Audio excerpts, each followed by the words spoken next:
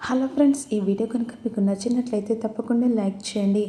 రామ్మూర్తి గుండెపోటు వచ్చినట్టు ఆడడంతో ఇక వెంటనే అమర్ ఆలోచించకుండా సరని చెప్పేసి ఒప్పేసుకుంటాడు. వెంటనే మంగళ మనోహర్తో, చూడు మనోహరి, ఆ ముసలోడు మాత్రం గుండె నొప్పి వచ్చినట్టుగా నాటకం ఆడుతున్నాడు.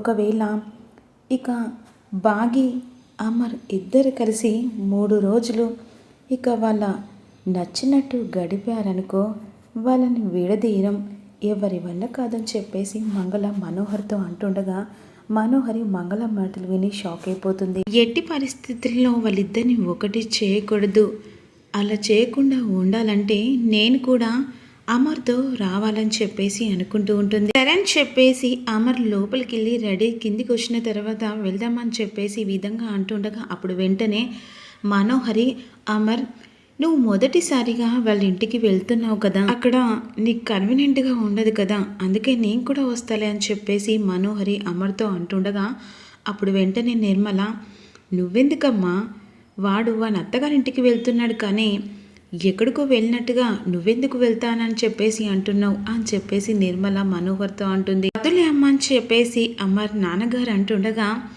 అది కాదు అంకుల్, మొదటిసారి బాగి వాళ్ళ ఇంటికి అమర్ వెళ్తున్నాడు, ఏదన్నా కావాలంటే మొహమాటం పడుతూ ఉంటాడు, అదే నేను దగ్గరుండి చూసుకుంటాను కదని చెప్పేసి మనోహరి అంటుంది. ఇక ఇదంతా చూసుకున్న దానికి మిస్సమ్మ ఉంది కదా, ఇక వాడి భార్య ఉన్న తర్వాత నువ్వెందుకు అని చెప్పేసి అమర్ తల్లిదండ్రులు అంటూ ఉంటే, లేదు అంకుల్ నేను వెళ్తానని చెప్పేసి విధంగా మనోహరి పట్టుపట్టట్టుగా ఉంటుంది. పోనీలే అమ్మ రానివని చెప్పేసి అమర్ అన్న తర్వాత అప్పుడు మిస్సమ్మ మనోహరి వైపు కోపంగా చూస్తూ ఉంటుంది. అప్పుడు మిస్సమ్మ మనసులో అనుకుంటుంది, రా మనోహరి, నీకు పట్టుపగలు చుక్కలు చూపిస్తా అని చెప్పేసి ఈ విధంగా ఇక మిస్సమ్మ కాస్త మనసులో అనుకుంటూ ఉంటుంది. రాత్రి అమర్ మనోహరి ఒక కారులో వెళ్తుండగా అప్పుడు వెంటనే నిర్మల, నువ్వెందుకు మనోహరి, ఇక వాడి భార్యగా మిస్సమ్మ కారులో కూర్చుంటుంది, నువ్వు రామ్మూర్తి అనే వాళ్ళతో ఇక వీళ్ళతో వెళ్ళు అని చెప్పేసి ఈ విధంగా అంటుండగా అప్పుడు వెంటనే కోపంగా చూస్తూ ఉంటుంది. వెళ్ళమ్మా, వెళ్ళి వాడి పక్కన కూర్చో అని చెప్పేసి ఈ విధంగా అంటుండగా పులి పక్కన నేను కూర్చోవడం అని చెప్పేసి మిస్సమ్మ మనసులో అనుకుంటూ ఉంటుంది. వెళ్ళమ్మా అని చెప్పేసి అంటుండగా అప్పుడు వెంటనే ఇక అమర్ కోపంగా మిస్సమ్మ వైపు చూస్తూ ఉండగా మనోహరి కూడా ఇక కోపంగా చూస్తూ ఉంటుంది. ఏంటి మనోహరి ఇక్కడ నిలబడ్డావు, ఆ కారులో వెక్కుపో అని చెప్పేసి నిర్మల అన్న తర్వాత కోపంగా ఇక రామ్మూర్తి కారులో కూర్చుంటుంది. ఇక మిస్సమ్మ, అమర్, రాతుర్ ఒక కారులో వెళ్ళిపోతూ ఉంటారు. ఇక మిస్సమ్మ అమర్ గొడవ పడుతూ ఉంటారు కారులో. అదే సమయానికి రాతుర్కు ఏం అర్థం కాకుండా సడన్గా ఎదురుగా ఒక లారీ వస్తూ ఉంటుంది. ఇక ఏం చేయాలో అర్థం కాకుండా ఒక్కసారిగా ఇక అమర్ స్టీలింగ్ తిప్పేసరికి సడన్గా బ్రేక్ వేస్తాడు రాతు. ఆ కారు యాక్సిడెంట్ ఒక్కసారిగా ప్రాణాల నుంచి బయటపడ్డట్టుగా ఇక ఆరు కాస్త గుర్తొస్తుంది. కార్ల నుంచి దిగి మోకాల మీద కూర్చొని బాధపడుతూ ఉంటాడు. ఇక ఆరు జ్ఞాపకాలు గుర్తు చేసుకొని బాధపడుతుండగా ఈలోపు మాత్రం మనోహరి కారు వస్తూ ఉంటుంది. సడన్గా కారులో నుంచి రామ్మూర్తి దిగి, ఏమైంది బాబు, ఇలా ఎందుకు బాధపడుతున్నావు అని చెప్పేసి అడుగుతూ ఉండగా అప్పుడు సైలెంట్గా ఆరు జ్ఞాపకాలతో బాధపడుతూ ఉంటాడు. మిస్సమ్మ కూర కంగారు పడిపోయి, ఏమైంది సార్కి, ఎందుకు అలా ఒక్కసారిగా కుప్ప కూలినట్టుగా బాధపడుతున్నాడు అని చెప్పేసి అంటుండగా వెంటనే రాతుర్, మిస్సమ్మ ఇలా అమ్మగారికి కూడా జరిగింది, ఇలాగే యాక్సిడెంట్ జరిగి అమ్మగారు చనిపోయారు అని చెప్పేసి రాతుర్ చెప్తూ ఉంటాడు. ఆ దేవుడు కళ్ళు లేవు, అమ్మగారి కుటుంబానికి దూరం చేసి పిల్లలు ఇక ఇలా సారు ఆ కుటుంబం మొత్తం బాధపడడానికి అసలు ఆ దేవుడికి మనసే లేదని చెప్పేసి రామ్మూర్తి బాధపడుతూ ఉంటారు. వెంటనే రామ్మూర్తితో ఈ విధంగా రాతురు అంటూ ఉంటారు, సార్ బంగారం లాంటి కుటుంబాన్ని దూరం చేసింది ఆ దేవుడు కాదు సార్, ఇక ఒక దయ్యం సార్, ఆ దయ్యమే మా అమ్మగారు ఈరోజు మా దగ్గర లేకుండా పోయారు సార్ అని చెప్పేసి ఇండైరెక్ట్గా మనోహరిని చూసుకుంటూ రాతుర్ చెప్తూ ఉంటాడు. దగ్గరలోనే మేడం చావుకు కారణమైన వాళ్ళని బయట పెడతాను నానని చెప్పేసి మిస్సమ్మ అంటుంటే, నువ్వెలా బయట పెడతావమ్మా అని చెప్పేసి ఈ విధంగా అడుగుతూ ఉంటాడు రామ్మూర్తి. ఇక వాళ్ళ ఆట కట్టిపెట్టి వాళ్ళకు మూడింది నాన్న.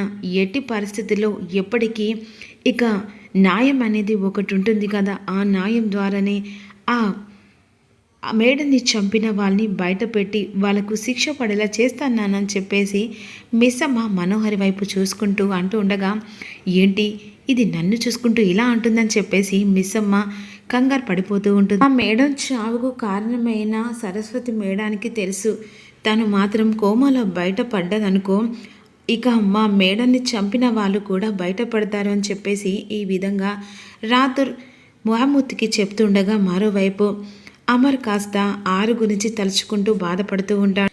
బాబు బాధపడకు బాబు అని చెప్పేసి రామ్మూర్తి అంటుండగా, సార్ బాధపడకండి, మేడంకి చావు కారణమైన వాళ్ళు ఖచ్చితంగా బయటపడతారు సార్ అని చెప్పేసి కార్లో ఉన్న వాటర్ బాటిల్ తీసుకొచ్చి ఇక అమర్కి ఇస్తాడు. మరోవైపేమో ఇక యమపూరిలో ఉన్న ఆరు కాస్త ఒక మహిళకు శిక్షించడానికి బట్టలు తీసుకొని వస్తూ ఉండగా, నేను ఏ తప్పు చేయాలని చెప్పేసి అలా గట్టిగా అరుస్తూ ఉంటుంది. ఎక్కడికి తీసుకెళ్తున్నారు తనని అని చెప్పేసి ఆరు అడుగుతూ ఉండగా, శిక్ష పడడానికి బాలిక అని చెప్పేసి గుప్తా అంటుగా, ఏంటి శిక్షణ? ఏం శిక్ష? తను పాపాలు చేసింది కదా, ఎన్ని పాపాలు చేస్తే అంత కఠినంగా శిక్షిస్తారు అని చెప్పేసి ఈ విధంగా గుప్తా ఆరుతో అంటూ ఉంటారు. సరే కానీ అదంతా వదిలే, కానీ మాయాదర్పణ అని ఏదో నాకు చెప్పి అక్కడే ఆగిపోయారు. అందులో ఏమేమి జరుగుతున్నాయో ఒక్కసారి చూపించచ్చు కదా గుప్త గారు అని చెప్పేసి ఆరు అంటుండగా, లేదు బాలిక, నేను చూపించను. అబ్బా ప్లీజ్ గుప్తా, ఒక్కసారి చూపించచ్చు కదా అని చెప్పేసి ఆరు బ్రతిమిలాడుతుండగా, లేదు బాలిక, నేను చూపించను అన్నాను కదా. ఇలా కాదు గుప్తా, నేను మంచిగా అడిగితే ఇవ్వవు, కానీ ఈ మాయా దర్పణాన్ని బద్దలు కొట్టాననుకో, అప్పుడు మీ యమధర్మరాజు ఇక మహిళలకు చేసిన పాపాలకు శిక్ష వేయడం కాదు, నీకు పెద్ద కఠిన శిక్ష వేయించేలా చేస్తాను. వద్దు బాలిక వద్దు, అలాంటి పని నువ్వు చెయ్యకు. సరేలే ఒక్కసారి మరి. సరే సరే మరి ఒక్కసారి, తర్వాత మళ్ళీ చూపించను అని చెప్పేసి వెంటనే ఆరుకు మాయ దర్పణం ఇక చూపిస్తూ ఉంటాడు. వెంటనే గుప్తా కంగారుతో సరే అని చెప్పేసి మాయ దర్పణం ఓపెన్ చేసి చూపిస్తూ ఉండగా, భూత వర్తమాన భవిష్యత్తు అన్నీ చూడొచ్చు అన్నారు కదా, ఇప్పుడు నా పిల్లలు ఇంట్లో ఏం చేస్తున్నారు, అంతేకాకుండా మిస్ అమ్మ ఇక ఈయన ఏం చేస్తున్నారో, ఎలా గొడవ పడుతున్నారో ఇదంతా ఇందులో కనబడుతుంది కదా. కనబడుతుంది బాలిక, ఒక్కసారి నా పిల్లల్ని చూపించవా గుప్తా గారు అని చెప్పేసి ఆరు అడుగుతూ ఉంటుంది. ఇక పిల్లలకి హాలిడేస్ కదా, అందుకే ఆడుకుంటున్నారని చెప్పేసి పిల్లలను చూసి మురిసిపోతూ ఉంటుంది. గుప్తా మా ఆయనను కూడా చూపించవని చెప్పేసి ఇక ఆరు గుప్తను అడుగుతుండగా, సరే బాలిక అని చెప్పేసి వెంటనే ఇక గుప్త మాత్రం అమ్మని చూపిస్తుండగా ఇక ఈ విధంగా తెలుసుకుంటుంది. మిస్సమ్మ వాళ్ళ ఇంటికి వెళ్ళిపోతున్నారు వీళ్ళు అని చెప్పేసి ఇక ఆరు అలా మురిసిపోతూ ఉంటుంది. ఈలోపు మాత్రం ఇక సరస్వతి మేడానికి ఒక్కసారిగా జరిగిన గతాన్ని గుర్తు చేసుకుంటూ కోమాల నుంచి బయటకు వస్తుంది. అదే సమయానికి డాక్టర్లు సరస్వతి దగ్గరికి వస్తారు. ఇక చెక్ చేస్తుండగా ఒకసారి ఫోన్ ఇవ్వరా అని చెప్పేసి కంగారుతో అడుగుతుండగా ఇక ఫోన్ నెంబర్ కలుపుతుంది. సరస్వతికి మాట్లాడడం రాకపోతే వెంటనే ఇక పక్కనున్న డాక్టర్ తీసుకొని అమర్కి కాల్ చేస్తుంది. అప్పుడు అమర్ కాల్ లిఫ్ట్ చేస్తారు. ఎవరని చెప్పేసి అంటుండగా, మీరు ఆ రోజు యాక్సిడెంట్ జరిగిన సరస్వతిని ఇక్కడ జాయిన్ చేశారు కదా, తనకి కోమా నుంచి బయటకు వచ్చింది. తను మీకు ఏదో చెప్పాలని చాలా ప్రయత్నిస్తుంది, ఒక్కసారి మీరు మాట్లాడండి అని చెప్పేసి డాక్టర్ సరస్వతికి ఫోన్ ఇచ్చిన తర్వాత అప్పుడు వెంటనే అమర్, హలో మేడం, ఆ రోజు మీరు ఏదో చెప్పాలనుకున్నారు కదా, చెప్పండి అని చెప్పేసి ఈ విధంగా అడుగుతుండగా మరోవైపు మనోహరి కంగారు పడుతూ, ఇప్పుడు నిజాన్ని బయట పెట్టేస్తే నన్ను అమర్ బ్రతకనివ్వడం చెప్పేసి కంగారు పడిపోతూ ఉంటుంది. ఆ రోజు చెప్పాలనుకున్నారు కదా, ఇక మీరు చెప్పాలనుకున్న టైంలో ఇలా జరిగింది. అసలు ఎవరి గురించి చెప్పాలనుకున్నారు, నా భార్య యాక్సిడెంట్ చేసింది ఎవరు అని చెప్పేసి విధంగా అమర్ అడుగుతుండగా ఇక మా అని చెప్పేసి అంటుండగా మనోహర్ అని చెప్పేసి వెంటనే అమర్ ఫోన్లో మనోహర్ వైపు చూస్తూ ఉంటాడు.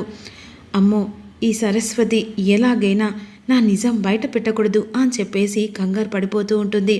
మరోవైపు మిస్సమ్మ మాత్రం మనోహర్ గురించి ఇక ఈ సరస్వతికి ఏం తెలుసని మనోహర్ అని చెప్పేసి పేరు చెప్తుంది. అసలు మేడం చావుకు మనోహరికి ఏదో సంబంధం ఉన్నట్టుంది. అందుకే సరస్వతి మేడం ఇక మనోహరి గురించి చెప్తుందని చెప్పేసి మిస్సమ్మకు ఆలోచన వస్తూ ఉంటుంది. చెప్పండి మేడం అని చెప్పేసి ఈ విధంగా అమర్ సరస్వతితో అంటూ ఉండగా ఒక్కసారిగా ఇక అలా కింద పడిపోతుంది, స్పృహలోకి వెళ్ళిపోతుంది. మేడం మేడం అని చెప్పేసి అమర్ అంటుండగా అప్పుడు పక్కనున్న డాక్టర్ ఫోన్ తీసుకొని సడన్గా స్పృహలోకి వెళ్ళిందండి. తను స్పృహలోకి వచ్చిన తర్వాత మీకు మళ్ళీ తనతో కాల్ చేస్తానని చెప్పేసి కట్ చేస్తుండు. అసలు నీ గురించి ఏం చెప్పాలనుకుంది సరస్వతి మేడం అని చెప్పేసి అమర్ అంటుండగా వెంటనే మనోహరి మాట దాటేసి ఈ విధంగా చెప్తూ ఉంటుంది. అంటే సరస్వతి మేడం నా పెళ్లి గురించే బాధపడేది. ఇక ఎలాగో ఆరుకు పెళ్ళైంది, ఇప్పుడు నువ్వు కూడా పెళ్లి చేసుకో అని చెప్పేసి ఊరికే నాతో అనేది. దాని గురించే కావచ్చు నీతో మాట్లాడాలనుకుంది అమర్ అని చెప్పేసి అంటూ ఉంటుంది. కానీ మిస్సమ్మ మాత్రం మనోహరి వైపు చూస్తూ ఏదో జరిగింది, పెళ్లి గురించి కాదు అని చెప్పేసి ఆలోచిస్తూ ఉంటుంది. సరే అమర్ ఒక్క నిమిషం నేను ఫోన్ మాట్లాడి వస్తానని చెప్పేసి పక్కకి వెళ్ళి ఫోన్ చేస్తూ ఉంటుంది సిస్టర్కి. సరస్వతి మేడం ఎట్టి పరిస్థితుల్లో స్పృహలోకి రాకుండా చూడమని నీకు డబ్బులు ఇచ్చాను కదా, ఇప్పుడు నా నిజం బయటపడితే, నా బండారం బయటపడితే నేను ప్రాణాలతో ఉండను. నీకు డబ్బులు ఇచ్చింది దేనికి? లైఫ్ లాంగ్ సరస్వతి అసలు బయటికి రాకుండా, నిజం బయటపడకుండా పాతాళానికి తొక్కాలనే కదా నీకు డబ్బులు ఇచ్చేది. ఎలాగైనా స్పృహలో రాకుండా మొత్తానికి శాశ్వతంగా పైకి పంపించేలా ఒక ఇంజెక్షన్ ఇవ్వని చెప్పేసి అక్కడున్న సిస్టర్కి చెప్తూ ఉంటుంది.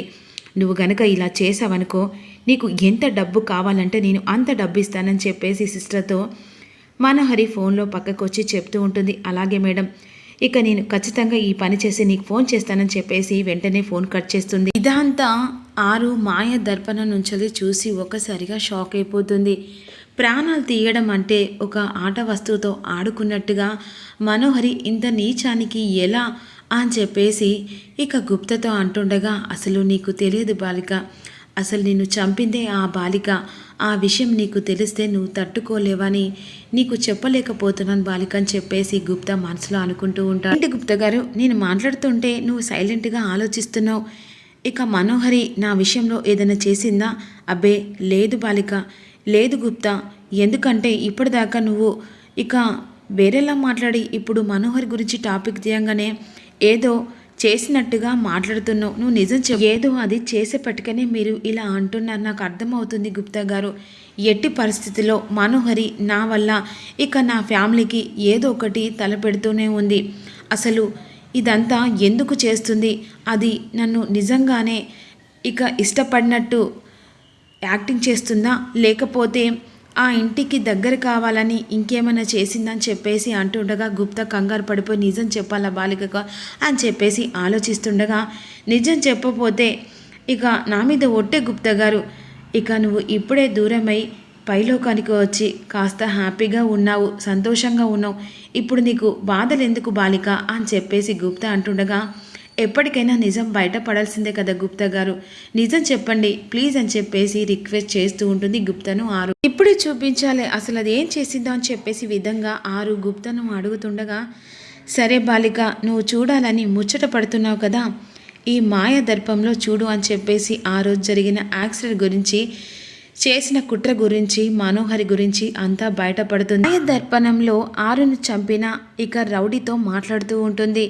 ఎంత డబ్బు కావాలంటే నీకు అంత డబ్బిస్తాను, ఎట్టి పరిస్థితుల్లో అది బ్రతకకూడదు, నేను అవన్నీ పెళ్లి చేసుకొని హ్యాపీగా ఉండాలని చెప్పేసి ఈ విధంగా ఆ రోజు యాక్సిడెంట్ చేసిన వాడితో మాట్లాడుతూ ఉండగా ఆ మాటలన్నీ జరిగిందంతా మాయాదర్పంలో చూసి ఒక్కసారిగా ఆరు షాక్ అయిపోతుంది. అసలు ఇక నన్ను చంపించిందే ఈ మనోహర్ అని చెప్పేసి ఒక్కసారి తెలుసుకొని కుప్పకూలిపోతుంది.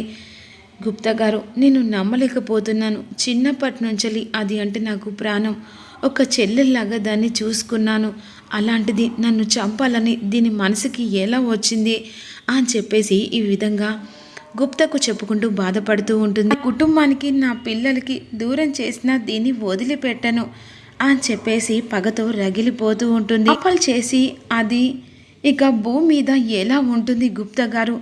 నేను నా పిల్లలు, నా భర్త, అత్తమామల కోసమని ఎంత తాపత్రపడ్డానో నన్ను ఇలా చంపి తీసుకొచ్చు.